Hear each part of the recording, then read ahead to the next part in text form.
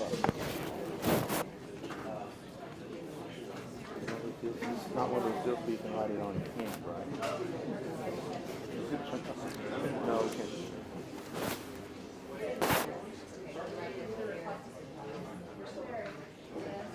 I just want to make sure they're reflected.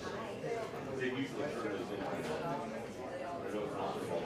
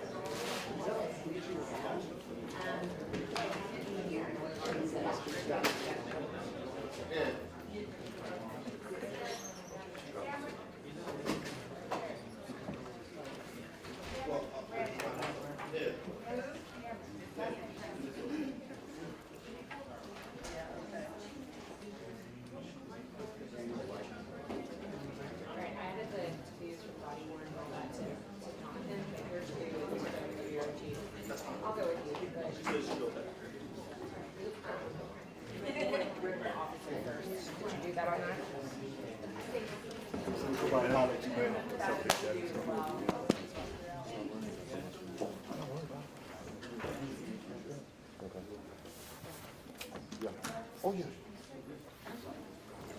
Yeah. There's John Stevens likes to say. He always says that right before I get up. You're like,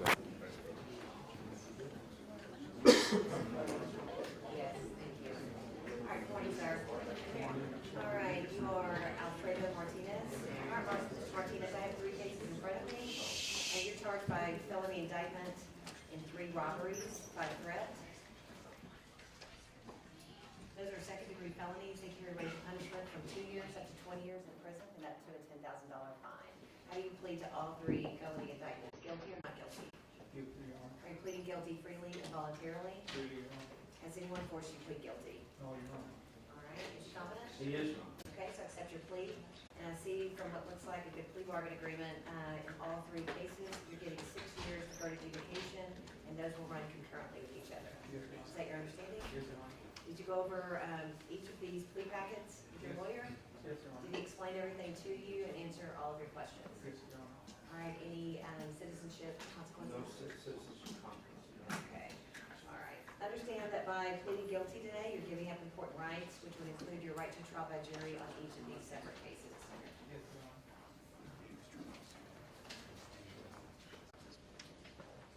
All right, is this your signature at the bottom of this page? Yes, ma'am.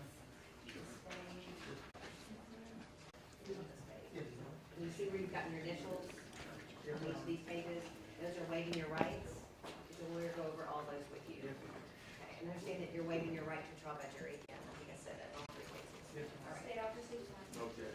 All right, based on your pleas of guilty, I'll defer a finding of guilt, place you on 6 years deferred adjudication in each of these cases. I will follow the recommendations made by that risk assessment evaluation. You've got an excellent lawyer. He did speak with me about your desire to do outpatient treatment. The people that you spoke to about this risk assessment, they're the professionals. We are not. What is best for you, okay? So your recommendation is to go to the Intermediate Sanctions Facility for Substance Abuse and the Cognitive Track. That's to address any drug issues that you have and just better decision-making track, okay? So I am going to send you to that. It's a great program. It's in-house, it's inpatient, so that you can focus on you right now, nothing else, okay? It's a good program. What efforts you put into it is what makes it a success, okay? So when you come out, hopefully you can use the tools that you learned in that program. Probation is a lot of work, but it's also the same responsibilities that a lot of us have to go to. Okay, you gotta go to meetings, you gotta get your community service done, which in this case will be 250 hours that you'll do. We're running currently with all 3 cases. Make sure that when you get out of ISF that you start that immediately, okay? Because we'll catch up with you.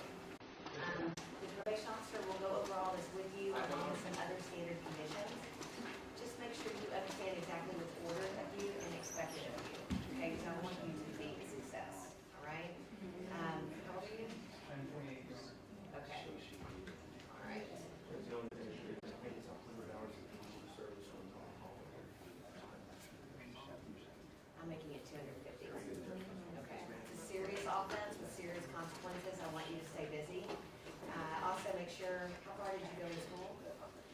Okay. Very good. You sound like a smart man. So I'm just telling you, in order for you to reach your full potential, you need to go to college. That's what I recommend, as long as you're a full-time student or have a full-time job. All right, but either way, you need to stay busy, okay? Also, make sure that when you get a probation officer, that you show up on time every month. Don't ever miss an appointment for any reason whatsoever, okay? If you have any issues that come up, just make sure you communicate those with your probation officer. Do you have any questions? No, Your Honor. All right, we'll let you, sir. Thank you, Judge. Thank you.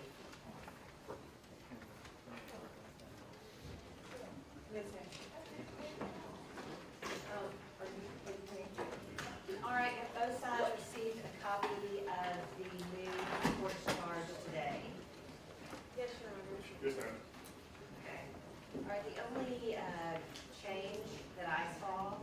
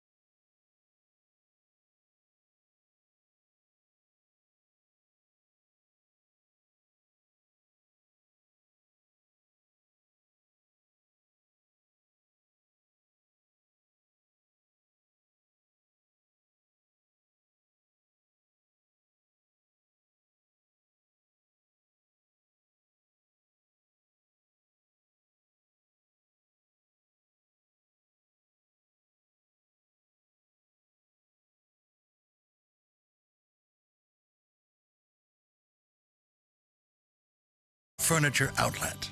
Time flies. Capture your memories with Charms. Now through June 4th, buy 2 charms, get a charm necklace or bracelet free. Up to a $72 value.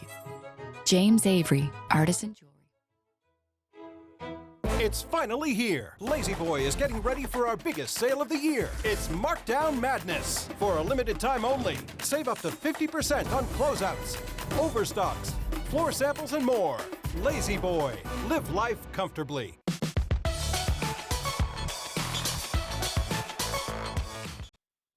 Tonight, 10/9 Central, a new SEAL team, only CBS. Thanks, everyone. Let's conference again tomorrow, 1 p.m. Paris time. And Camille, could you please shoot over those mock-ups of the logo for Abbott Exchange as soon as you can? Merci. Au revoir. I got off on the wrong floor. Oh, wait. This is our living room. And here I am living, And working. which you've often done. They help you get office space, you know. What is it, Jack? You just don't want to hear the 2 words Abbott Exchange ever again? Jabot will always be the brand that represents our family, the company people associate with John Abbott. I'm very proud of my father's accomplishments. Well, I think you would be a little more respectful of his name. Fun fact, it's my name, too. All the more reason. Are you just intimidated? You're afraid that I'm going to bring more notoriety to the family name than you ever did? Yes, not the good kind. Oh.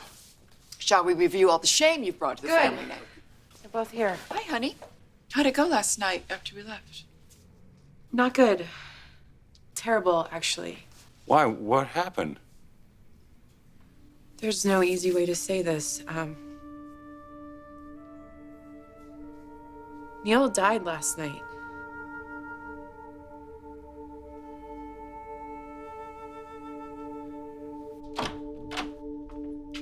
You are back.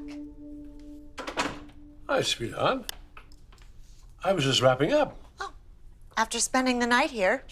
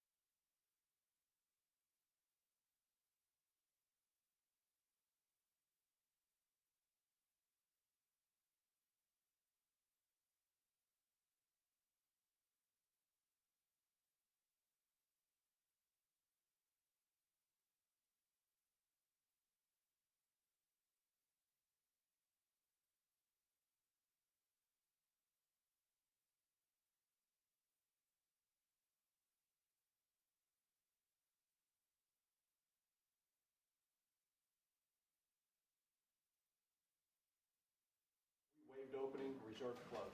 Very well. All right, events you may Y'all, proceed. I'm sorry, we're gonna split argument. Mr. Collins is gonna have about 15 minutes. All right, thank you. Mr. Collins, you may proceed. Okay. Thank you, Your Honor.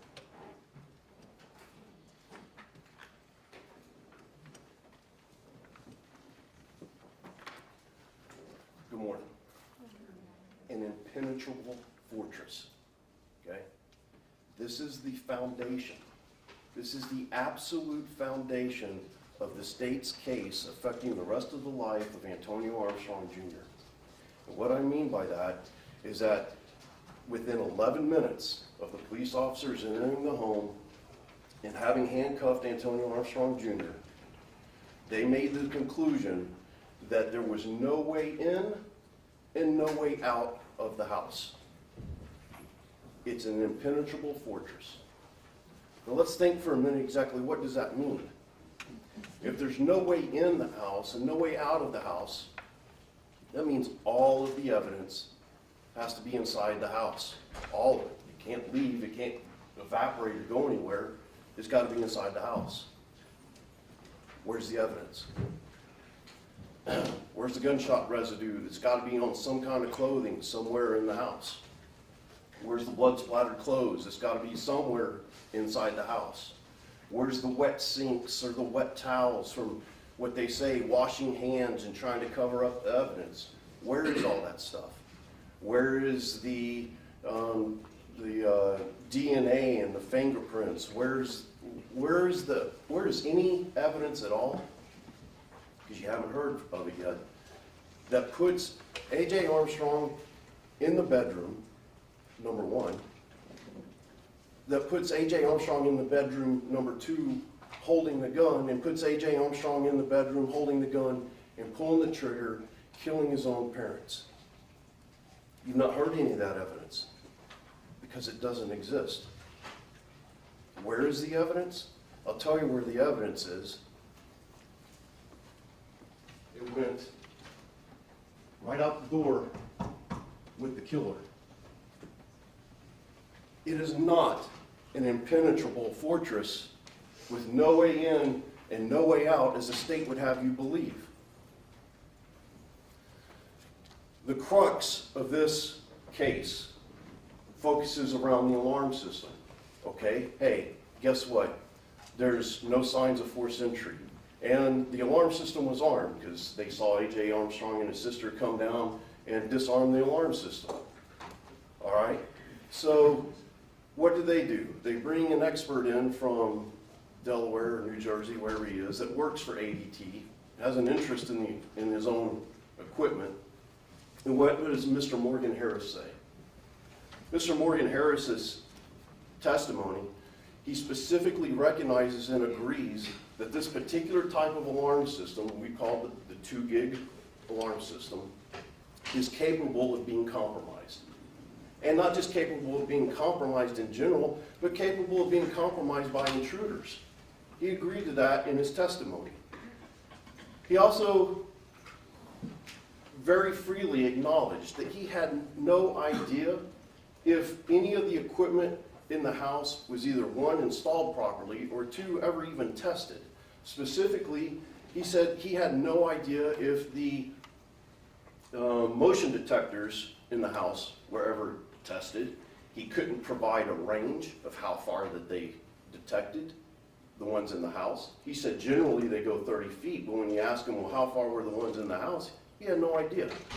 He couldn't provide an angle, the way they were tilted or how they were focused. He couldn't provide that. He couldn't even provide what kind of sensitivity setting there was on these specific motion detectors.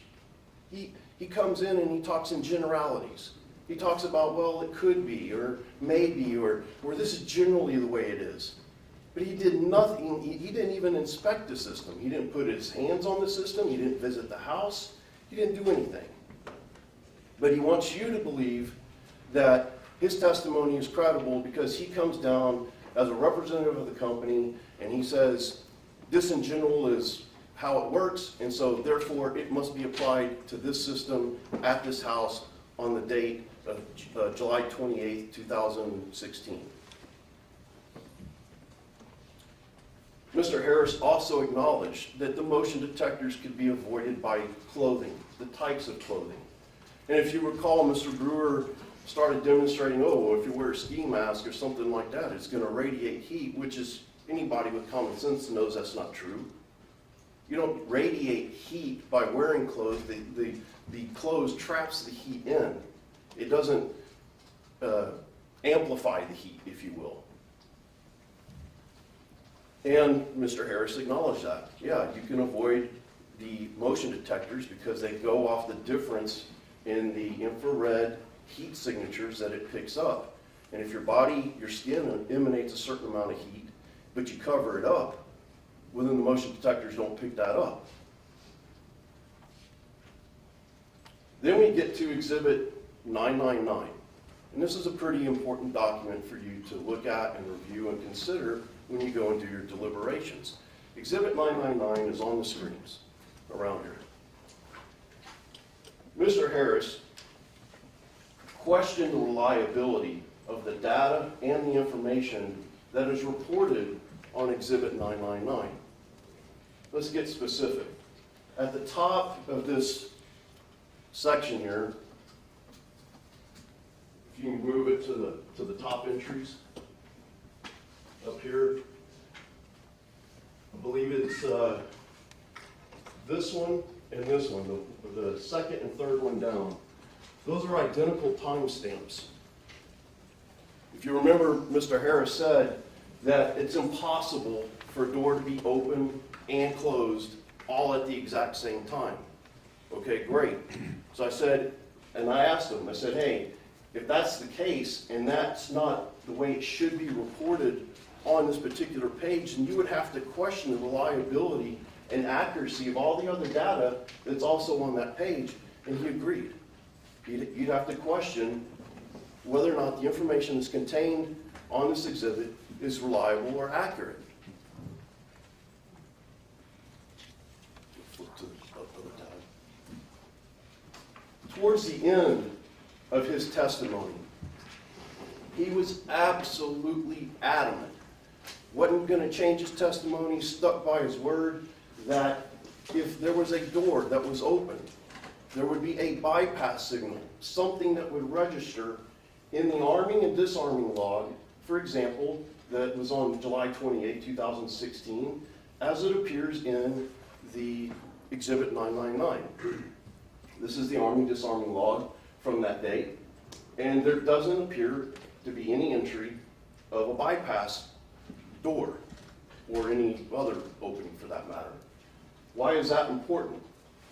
Because he said if there was, absolutely it's going to appear here. We talked a little bit about this auto bypass programming feature. Yesterday when he was in here on rebuttal, he freely acknowledged that he believed that this auto bypass code was programmed into the system by whoever it was that installed it. Now, let's go a little bit to, or jump to the defense's expert that came in from Canada. Now, I know, he's, first time testifying, definitely not a polished witness. He, had his quirks about him. But what he tried to do was show you the truth. What he tried to do was, he created a video.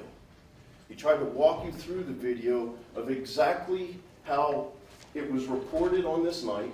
He had his computer. He provided you a live stream of data just like this. Went to the arming disarming page because this is the documentation that we were provided. So we mimicked it the best we could, pulled this screen up, live feed, had the door open downstairs. He armed the system, and when you go back and look at exhibit, I believe it's Defense Exhibit 19, it's on a little flash drive, it's the video. Nowhere on the screen, on the live screen, did it ever say that a door was bypassed.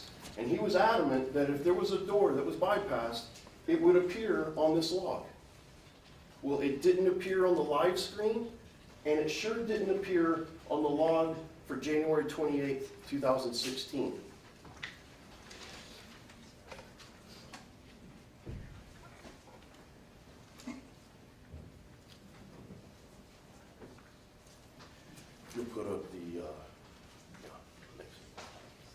Zoom out.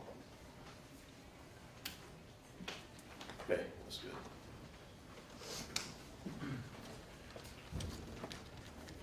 This is a culmination of a lot of different events that I want you to focus on that sort of gives you it's an overlay of different times from different pieces of evidence that sort of gives you an idea of what occurred at various different times throughout that night. Starting at 9:52 p.m. Through the alarm records, we see that the alarm system was armed and set. We know by looking at I believe it's Defense Exhibit or State's Exhibit 903, which is the big old thick stack of text messages, that between 10:03 p.m. and 11:49 p.m.,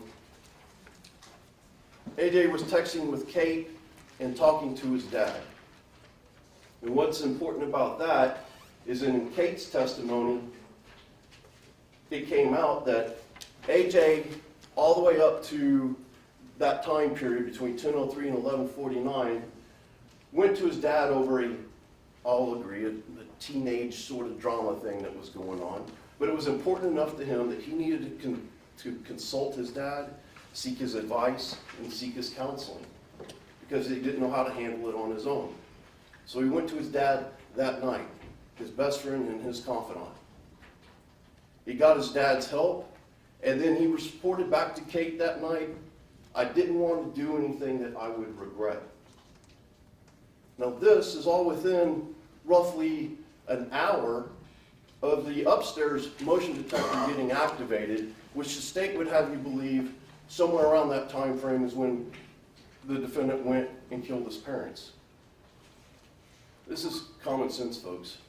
How do you sit there and have a mindset of, I don't want to do something that I'm going to regret or I would have regretted, after having consulted your dad, your confidant, your best friend, and then within an hour, you turn around and you execute not only him, but also your mom?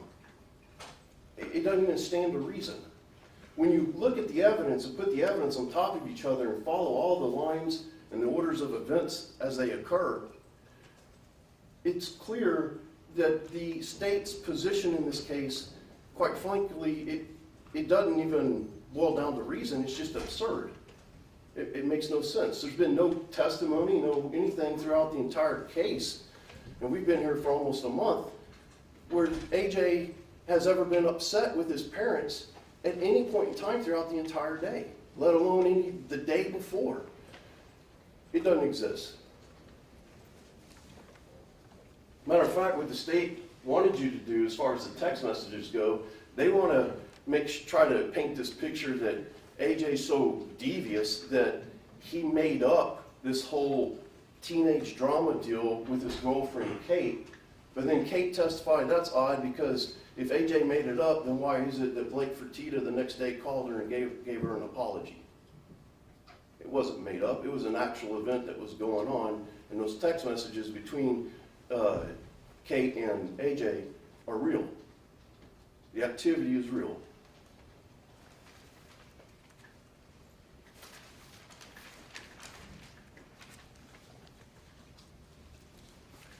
The other important distinction is to look at the time frame between the time that the upstairs motion detector was allegedly activated and the time that the alarm was disarmed.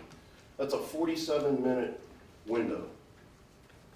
And if you sit down on a piece of paper and you map out the trajectory of where you have to go in the house, up and down stairs, that means for solid 47 minutes, and using, remember, we had that testimony about the 3-minute intervals that the motion detectors have to go idle. So there has to be no activity for 3 minutes, and then they would go idle. And the state's arguing that, well, they never went idle, according to the logs, because there was constant activity. Well, for there to be constant activity, somebody has to be going up and down the stairs at no more than 3 minutes to keep the motion detectors active. And they have to be doing that for 47 minutes. Well, that's odd, because the 911 call was placed at 1:40 in the morning. And we all sat in here and we heard it. And you can freely listen to it when you go back and do your deliberations and listen to it again. Did it sound like Antonio Armstrong Jr. was on the phone for 40 minutes straight, walking up and down stairs, moving around, doing stuff? Mr. Collins, it's been 15 minutes. Yes, Your Honor. No, it didn't. What it did is it sounded like he was hiding in his closet on the 3rd floor. He was quiet. He was concerned about his sister. He was trying to figure out what he was supposed to do. He comes down off the 3rd floor. The upstairs motion detector either was faulty and didn't pick him up, or there was a reporting problem back to the log and it picked it up, but it didn't register and report it. He goes further into his sister's bedroom, wakes her up, goes downstairs with he and his sister. Downstairs motion detector didn't pick him up. So we've got credibility issues throughout Exhibit 999 on the accuracy of the information, or we've got a problem with the motion detectors themselves working or not working intermittently.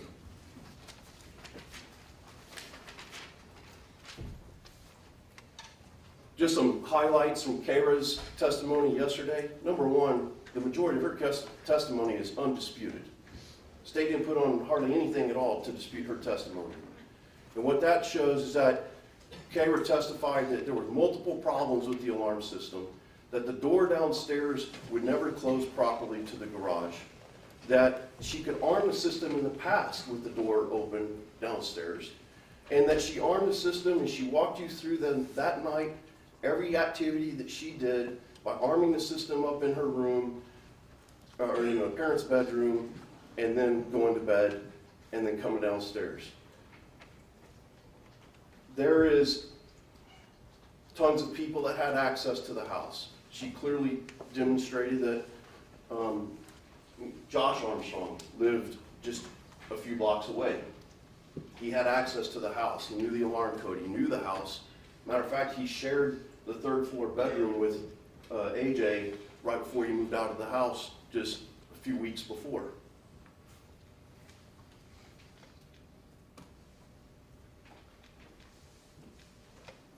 She reported to the officer, the detective that night, that there were problems with the alarm system.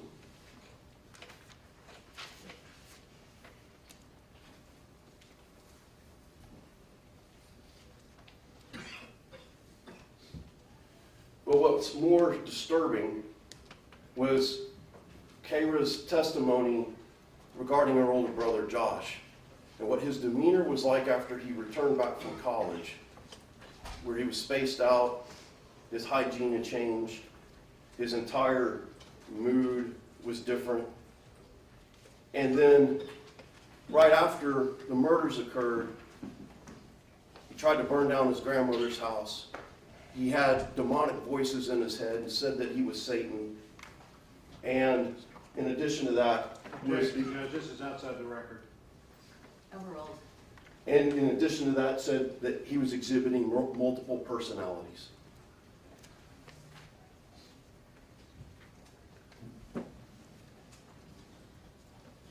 We also heard from Kay Winston, the grandmother, that Josh Armstrong never went to the hospital that night to see his dad in the hospital.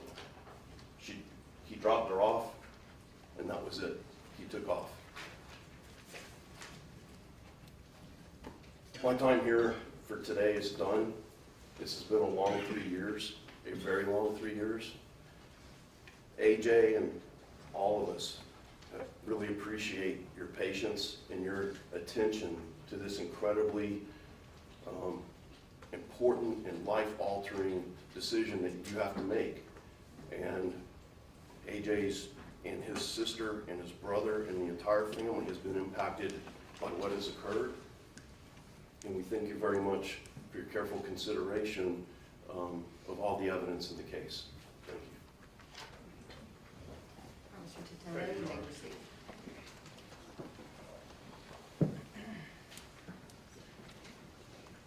It's absolutely shocking.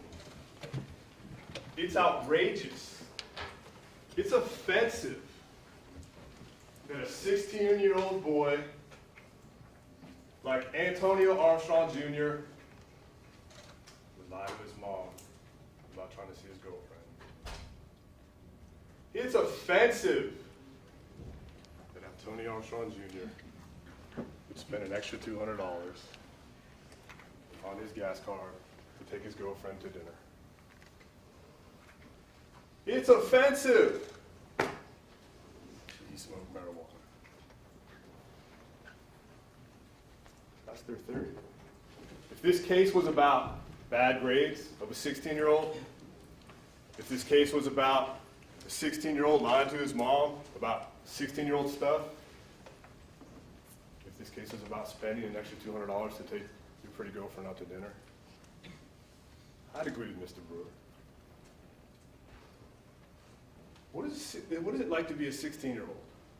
The pressure, the hormones, the ability to try to fit in, all the stuff that happened when we were 16 years old. And we got to remember that. He was 16 years old at that time. Imagine if we had text and cell phones and Facebook when we were 16 years old. What would that be like? All the stuff that they constantly, mind-numbingly kept going over and over again is the banter of a 16-year-old. He's not a perfect kid. He never said he was an angel.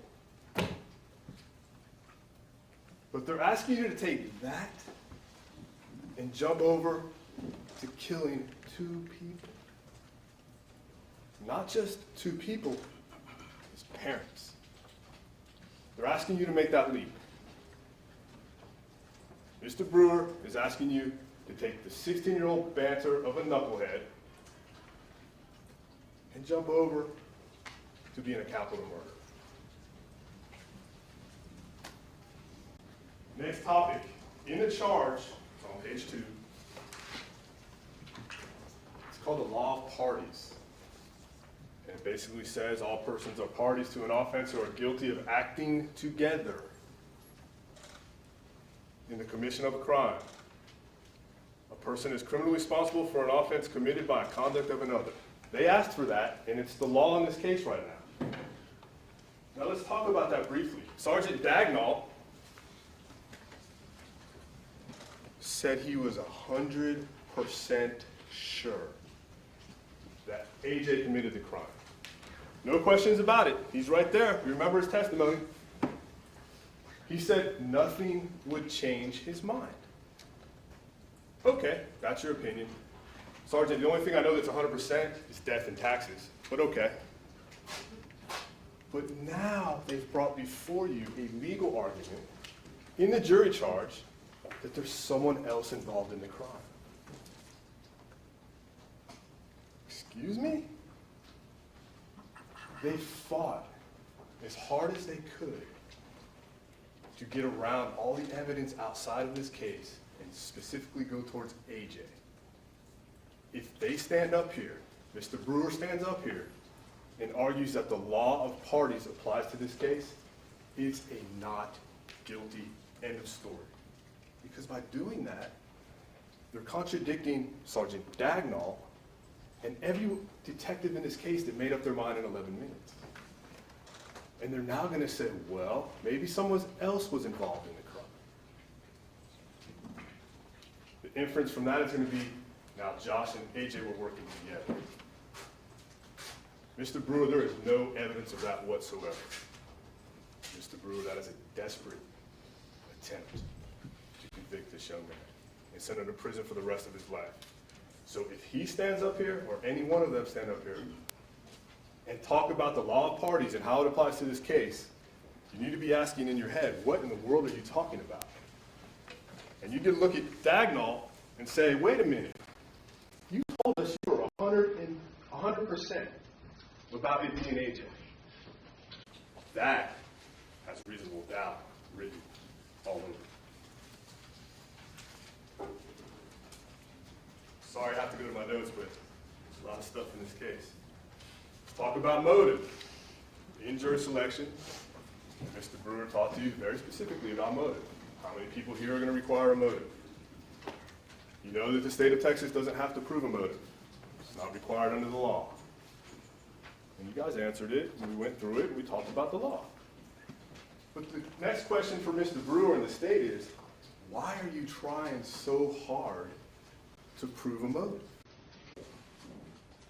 If it doesn't matter and it's not relevant, why are you desperately trying to figure out a motive in this case? Number one, there isn't one, and we'll get that to in a second. But let's talk about the first motive. It involved Coach Stephen Hill and Coach Regan's state witnesses. They called them. We didn't. And what did they say? Remember how impactful their testimony was about AJ? High energy, fun-loving kid, great athlete, confident in his ability, special relationship. Coach Hill and him had a special handshake. Not arrogant, always respectful to all. Teammates, coaches, his dad and his mom were with him. Hey, coach, did you see his dad coach him up? Yes, sir. Did he listen? Yes, sir. Was he respectful to everyone out there? Yes, sir. Listened to his parents. Tried hard. Coachable. Strong work ethic. Said that his parents were very positive towards him. That what he observed out there, they had a great relationship. I asked, the last question I asked him, do you have anything bad to say about AJ? No. And Coach Regan's, if I'm saying his name right, was with AJ the 3 weeks right up before this offense occurred. He was out there on the practice field with him. Saw no anger, nothing unusual. A goofy, fun-loving kid who happened to be a really good athlete. That motive fell apart. I think they were trying to say that AJ was upset because he was going from Kincaid to Lamar and he wasn't going to start. Remember that testimony? And that he was mad at his dad because he got pulled out of Kincaid in the grades. But then you ask Coach Regan's, was he upset about the move from wide receiver to defensive back? No, we talked about it. He was okay with it. No anger, no frustration. Didn't say anything bad about his parents. That motive fell apart. Second motive, they hastily call in the CPA. And you learned on direct examination, or maybe cross, that they had never talked to him up until like a week before he testified. Objection. That is misstating facts, Judge. Ladies and gentlemen, remember that what the lawyers say is not evidence. It only comes from the witness stand. Please proceed. Judge, I forgot to ask you, can you give me about a 15-minute notice? I will. I'm sorry. So let's see how that breaks down. That motive did not work. So let's get the CPA in here real quick and try motive number 2. Motive number 2 is AJ killed his parents for the trust fund. Is there any evidence of that? Is there any evidence of that? Is Mr. Brewer going to stand up here and say that silly call about the Escalade in the jail is evidence of that? A 16-year-old talking about wanting to buy an Escalade? Is that proof of his motive to kill his parents for the trust fund? There's no evidence of that. It's desperate. There was no conversations between the CPA and AJ. There was no indication that AJ had any idea about that trust fund. They couldn't even prove to you who the money went to. They had no idea. They're just throwing it out there because they don't have a motive.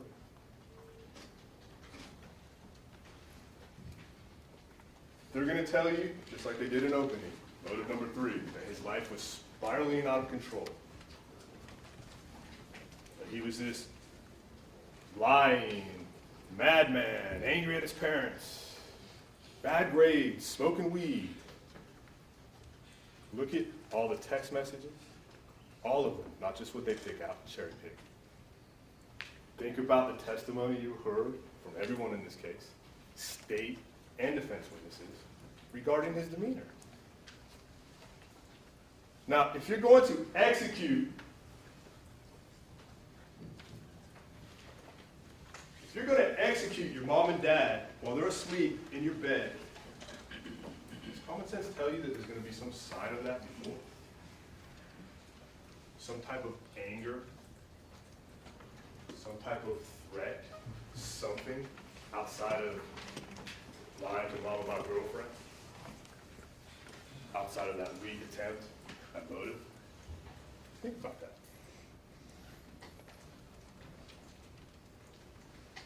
Next topic, confirmation bias.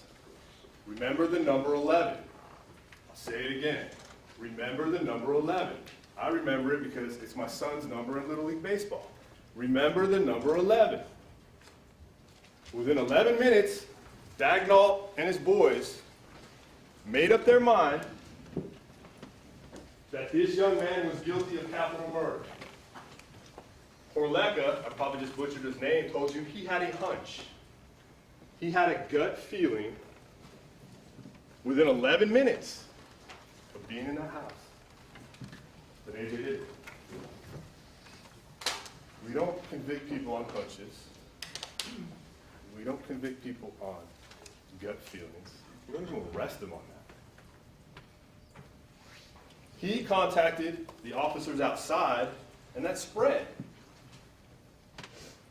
AJ's the one. Within 11 minutes, there was a laser focus on this young man. And they didn't care about anything else out there. You heard evidence that Mr. Brewer took the charges. He's been invested in this case from day one. So within 11 minutes, you have a high-profile capital murder suspect. The news is all over it. They've arrested him. They've accused him of doing it. They're stuck in that position now. And they're going to try to jam everything that comes after that into that box, into that confirmation bias box. Because if there's any other evidence after that that shows he didn't do it, they're going to look really bad. His boss is going to look really bad. HPD is going to look really bad. So when you try to stuff it in that box, you don't look at what's going around. They made that decision. Oh, and let me go back. Dagnall's partner also said 100%. Also said 100%. They both, at that time, 100%, he did it. How does that tie into law of parties that we talked about? There was no DNA at that time. There was no gunshot residue on his hands or his clothes. There was no fingerprints. There was no contact DNA. There was no ballistics. There was no shell casings. There was no real witness interviews. There was no follow-up interviews. They didn't know about Josh's mental capacity. We'll talk about Josh later. He was at the scene. All the stuff that goes into a murder investigation, they made up their mind before anything was in. I think what they were thinking, I think he did it. It's going to come back. The evidence is going to show that he did it. He had mom's blood or dad's blood on his shirt or his pants or gunshot residue. Something's going to come back. But he told you, in his own words, in his statement to the police, there's going to be no evidence. There's going to be no evidence.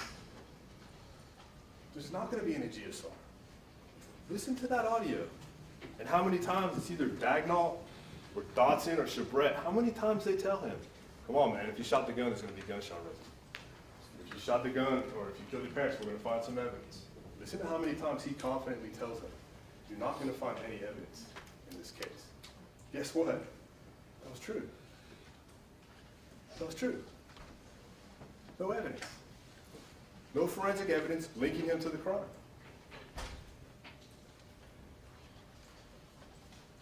They're going to tell you that AJ washed his hands. They're going to tell you that he used gloves. Or they're going to tell you that he disposed of the clothing. Well, we talked about the sinks. We talked about the bathtub. We talked about the shower. Dotson, Dagnall, Chabret, HPD. Did you look in there? CSU James. Did you look in the sinks? Sir. Were they dry? Dry as bones, sir. Did anyone use the soap? You know how when you use the soap and it's bubbly? Dry as a bone. No evidence that he washed his hands. They had complete control of that house. For how long? How many HPD officers? There was 3 experienced homicide detectives out there. No one wants to take responsibility to say they're in charge, but there are 3 experienced homicide detectives. They have control of the house. They didn't even search the attic. They did not search the attic. If I'm a killer and I'm locked inside the house, and I'm trying to get rid of something, where am I gonna put it? The attic might be a good spot. But that goes to what they thought happened. They didn't care about anything else. Credibility of Houston Police Department and the District Attorney's Office. Part of what you have to do in this case is you have to look at the evidence. And sometimes prosecutors say that we as defense lawyers, we put the police on trial. I'm not trying to put the police on trial. I'm simply pointing out to you in a capital murder investigation where someone is going to go to prison for the rest of their life if they're convicted, the mistakes that were made by the Houston Police Department. Number one, Sergeant Parkinson, he's on the STAC team, comes in the house, he tells you he was doing his thing, he might have been at the back door, he looks around, and Portia Washington picks up the gun. Clear as day, she picked up the gun. He yelled at her, put the gun down.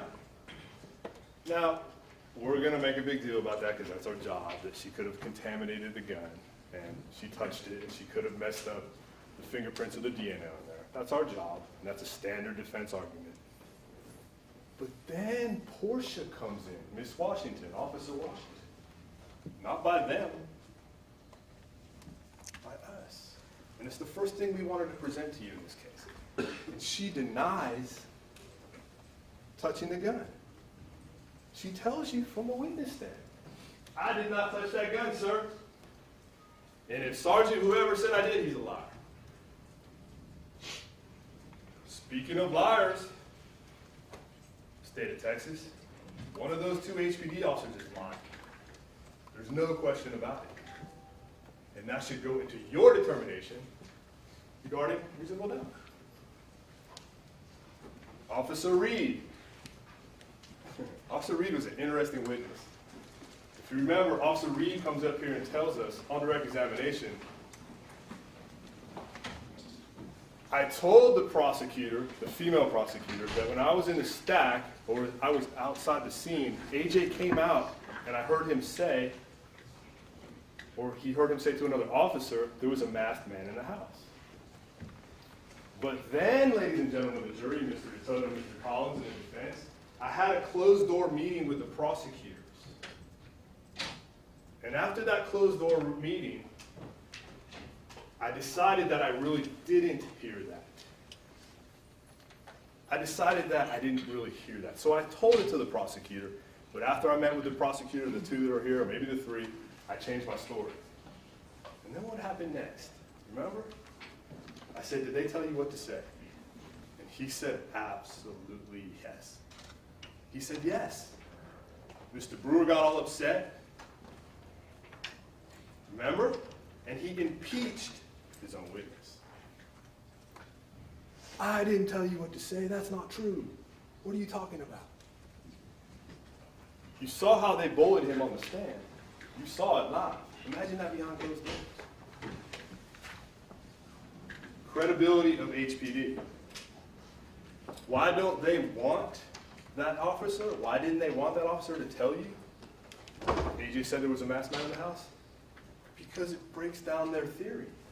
They can't stuff that in the confirmation box. It's outside of it. And they could not deal with that based on their theory in this case. We do know from that witness that that conversation was out there with the police officers. And AJ said there was a masked intruder in the house. That's evidence in this case. The text messages, real quick, I'll let you look at them. I know maybe you had headaches going through all that. I did. But the most important thing about the text messages, we find out that what they painstakingly went over with you for hours and hours and hours and hours was cherry-picked from a much larger exhibit. What's even more important is that they did not have the courage to introduce the much larger exhibit so you could see all the text. They tried to misrepresent what was in this exhibit with all the bad texts. And then I asked the witness, let's talk about context. What does context mean? We look at all the picture. We look at all the texts. We look at all the interactions with the parents. That's what they're supposed to do, to show you everything, good, bad, or indifferent. But they didn't, and we had to bring this to you. We had to introduce this, and you saw me take it off the prosecutor's table after they passed the witness, put our own defendant's exhibit sticker on there, and let you see the full truth. And tell you that we trust you to go through this and determine what's relevant and not, and what's good and bad. That goes to the credibility of their case. Why were they not wanting you to see everything? CSU officer Jimmy James. Remember him? He's another guy, just like Dagnall and Dodson, who said he got 100% of everything inside that house. He's the guy, the crime scene guy, who comes in, gets all the important evidence. We as citizens of Harris County trust him if we have a loved one involved in a crime to make sure that they get all the evidence so they can find out who did it. Jimmy James, 100%. We got everything. All right. Do you remember on that cross-examination how many times I asked him how many sensors were in the house?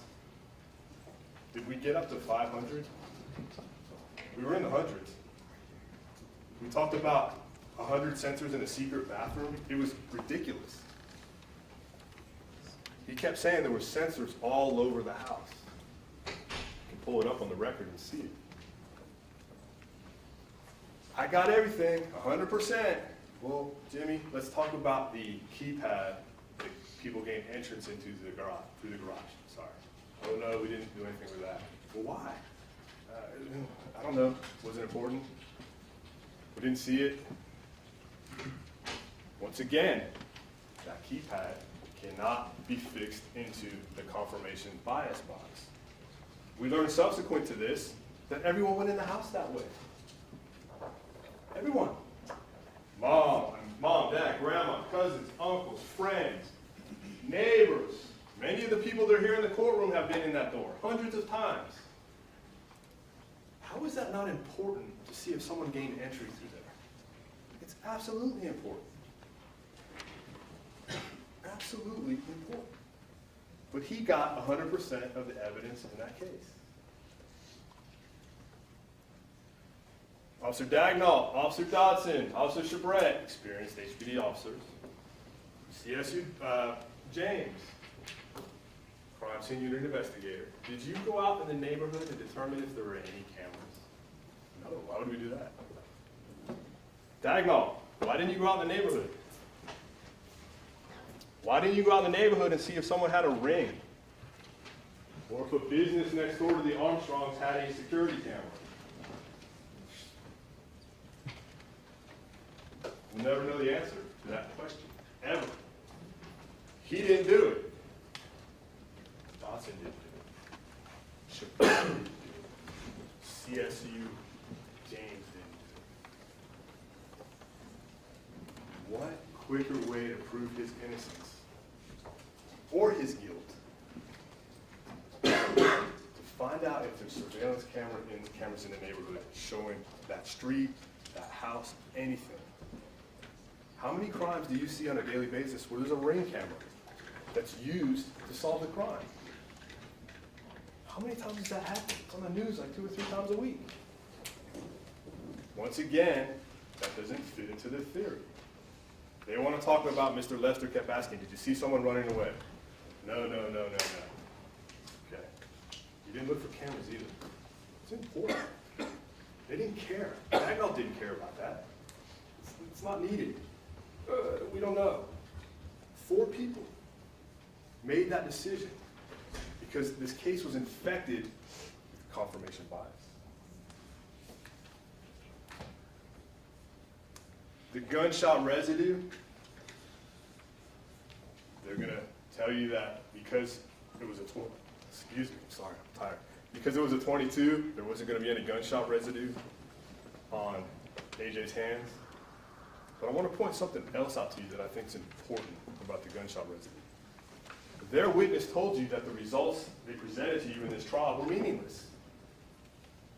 were meaningless. No gunshot residue, but the elements that they saw separate could have came from anything out here. Could be in this courtroom, could be anywhere. But Mr. Blizzard kept putting those reports up regarding AJ's right hands, saying there's barium, there's lead, da-da-da. He's trying to infer to you that that shows gunshot residue, or someone has more barium and less barium than another person. Their own witness told you it's meaningless. It could come from anything. That's a trick. They're trying to trick you. And Mr. Blizzard kept doing it over and over again. State has talked a lot about the demeanor of AJ. He's pretty stoic.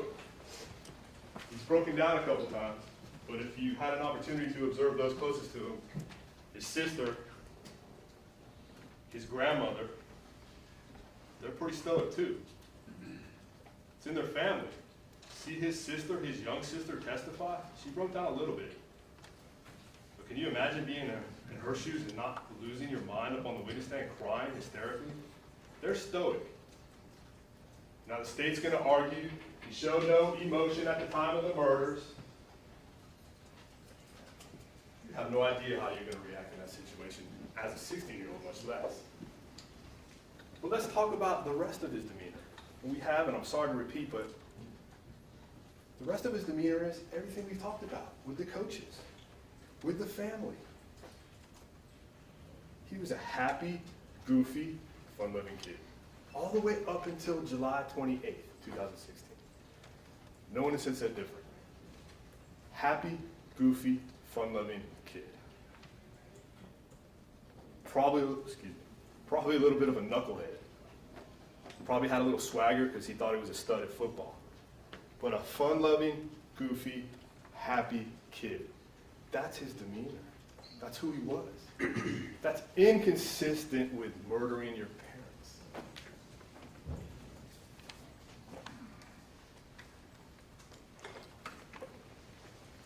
Another trick, they try, and Chris talked about it, but I feel it's important to point out again, and I'll do it quickly. The Blake Fertitta incident. They went through the text messages. Oh no, look, AJ is texting himself from his iPad to his cell phone. He's making this whole story up.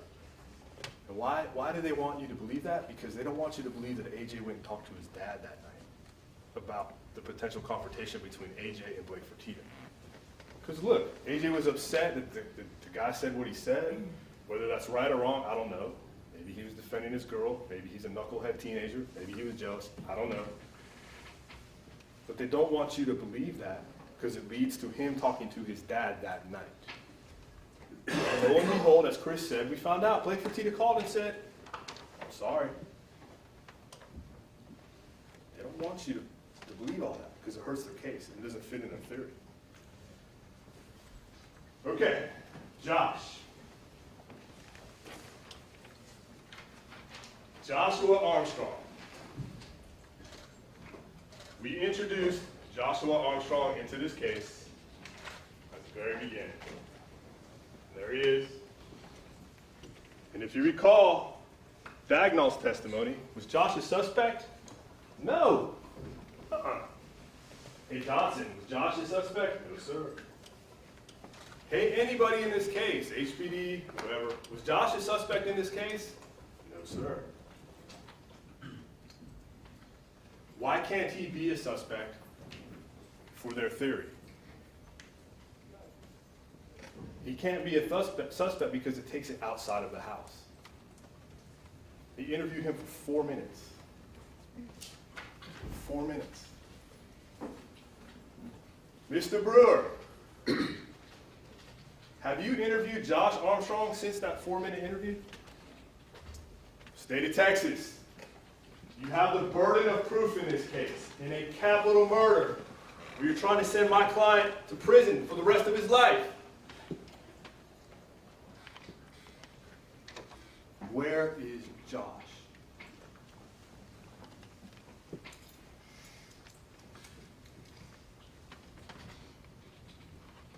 They knew a long time ago that's where we were headed. Where is Josh? At least Go interview him. At least have Dagnall, he's right there. Go talk to Josh. Find out what his situation is.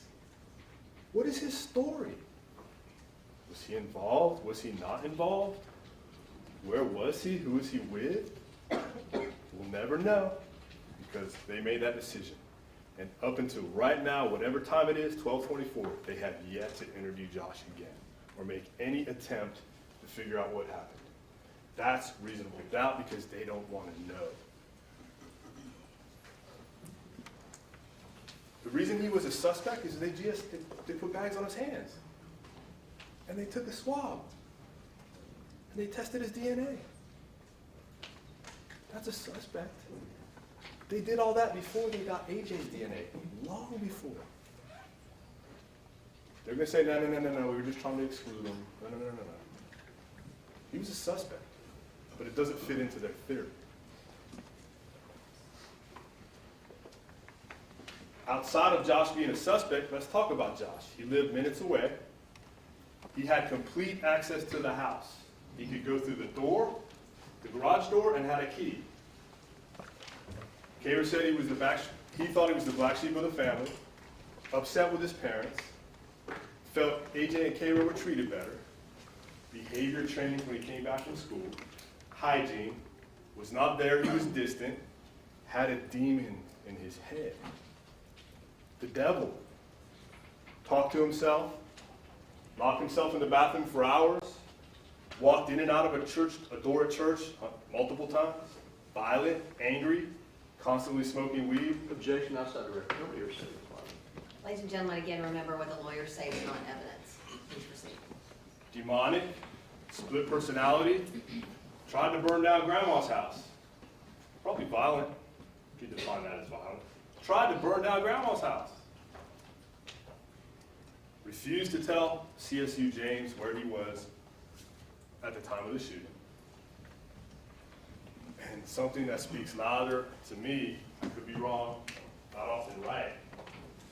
Josh Armstrong never went to the hospital to check on his dad.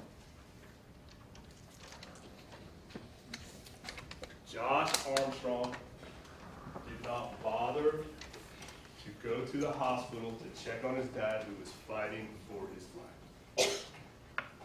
He brought Miss Kay there and he left. That speaks louder than anything in this case.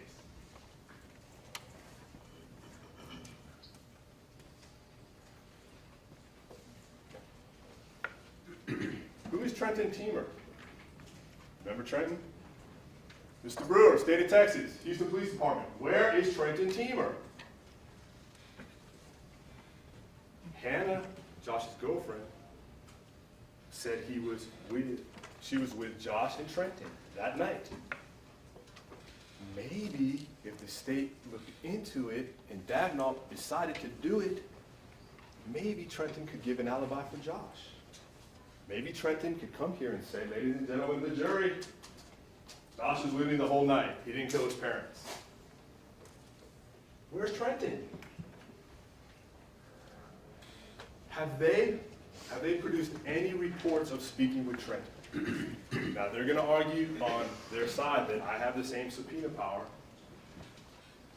to bring people here. I'll tell you what I don't have. I don't have the burden of proof in this case. I'm not trying to put this young man in prison for the rest of his life. That's reasonable doubt.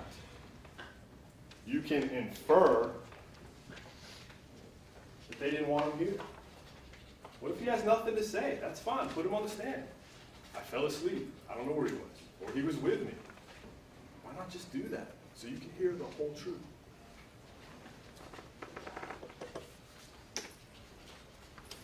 They never did any search warrant at Josh's house, of his car.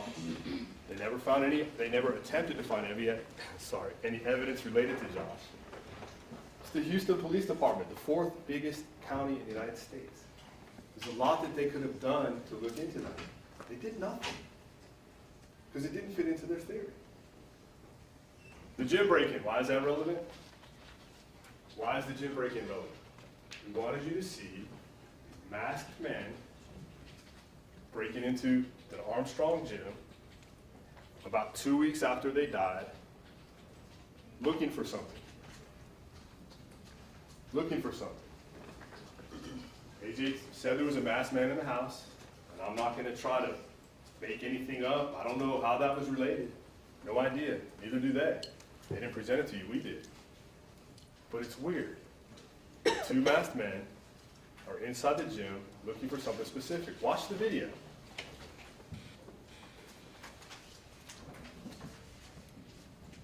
Dr. Oakes, Tony Hood. It's a little weird. Dr. Oakes, who has a direct relationship with Antonio Armstrong, he trained her. Her husband was a trainer who worked at the gym. She socialized with the Armstrongs. Gets a note on her Jeep, just like the note in evidence. We are watching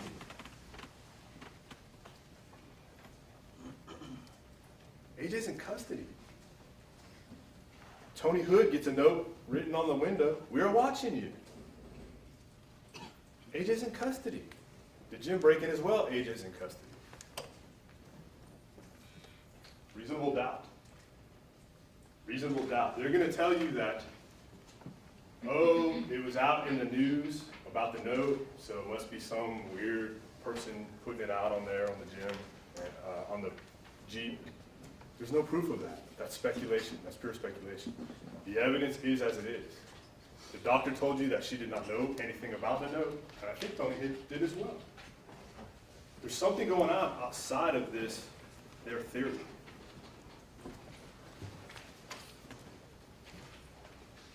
So at this point, we know AJ is in custody, masked men broke into the gym, there's 2 notes, almost exactly like the one found at the house, and there's a demon on the loose.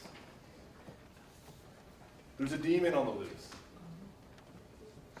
Someone who has access to the house who's mentally disturbed.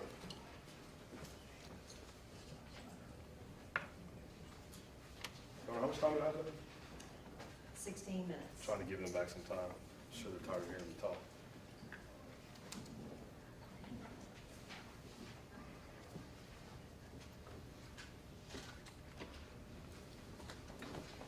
To do what occurred in this case, to commit the crime that occurred in this case, you have to be evil. You'd have to be evil. You'd have to be demonic. There has to be something really, really wrong. Think about that. Pull the trigger once. Okay. Pull the trigger twice. Pull the trigger a 3rd time. This isn't a case where if there's an altercation at a traffic light or a parking spot, where at the heat of passion, there's a fight and someone gets killed. Has anything you've heard about AJ regarding his demeanor get you to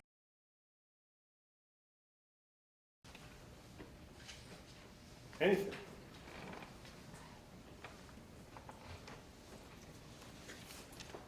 Who is more likely to be involved in this murder? Who's more likely? Officer Dagnon, at this point, based on what you know now, based on the prosecution's attempt to use the law of parties, who do you think is more likely to be involved in the murders? You can't say it's 100% because your prosecution team is asking for the law of parties. That's inconsistent. That indicates that now the prosecution believes someone else is involved in this case. That makes your 100% worthless. That makes Dodson's 100% worthless. Who do you think, based on the evidence, is more likely to be involved in this case? AJ or Josh? If for 1 second, while I asked you that, if for 1 second during the multiple hours of testimony in this case, if for 1 second while you were in this courtroom hearing the evidence, if you thought about who was more likely to commit this crime, Antonio Armstrong Jr. is not guilty. Because that is reasonable. Objection to the defense counsel trying to define reasonable doubt. Sustained. If you thought that for a second in this case, just now, probably the first time it's been fully articulated to you, that young man is not guilty.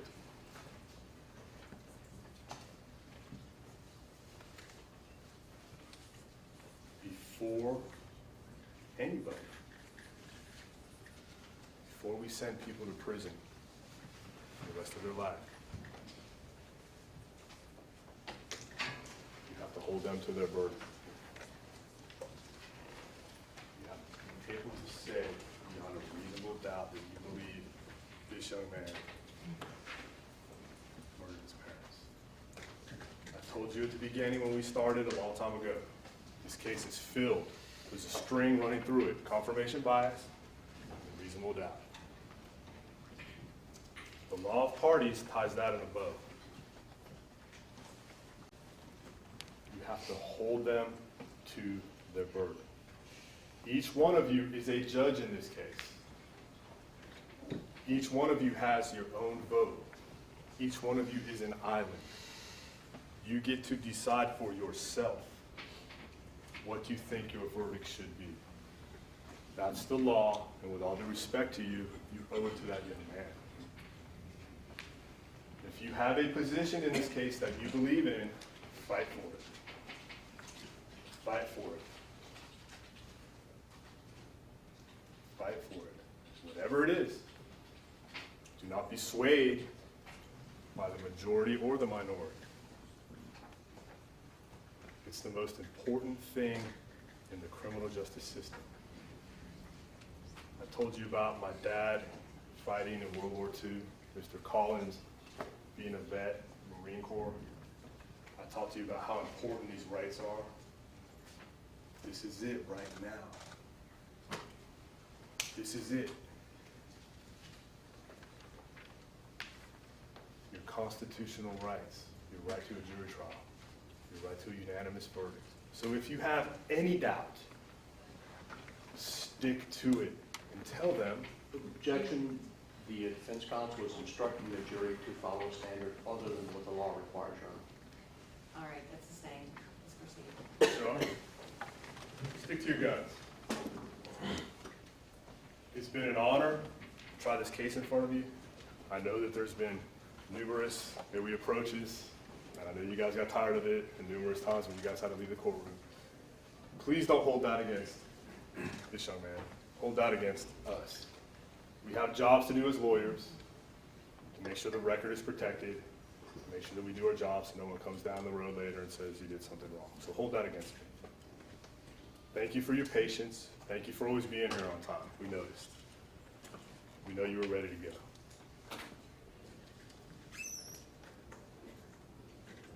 At the end of this, I'm going to ask you to go back there, review all the evidence.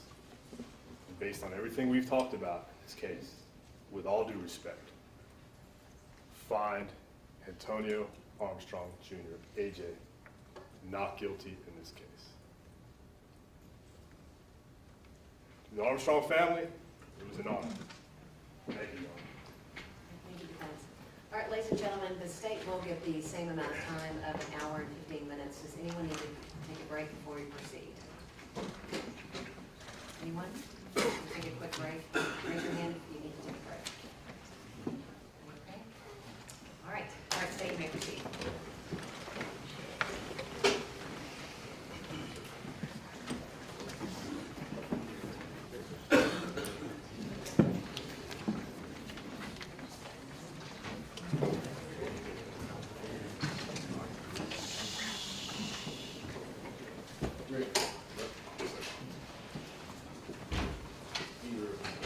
Ladies and gentlemen, you're not bound by that. If anything changes, just raise your hands.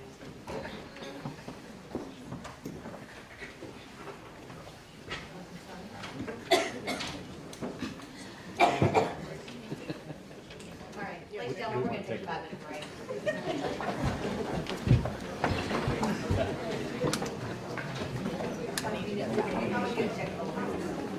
All rise for the jury.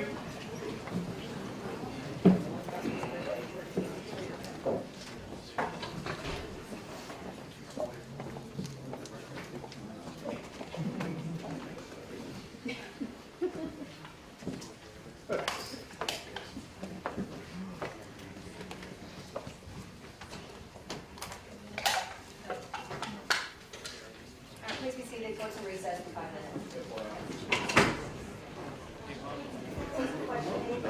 Suarez, Jose Suarez.